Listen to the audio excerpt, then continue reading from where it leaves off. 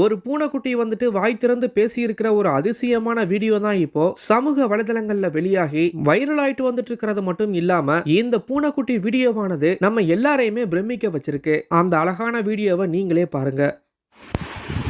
அ ஆ இ ஈ உ ஊ ஏ ஏ ஐ ஓ ஓ ஔ அக்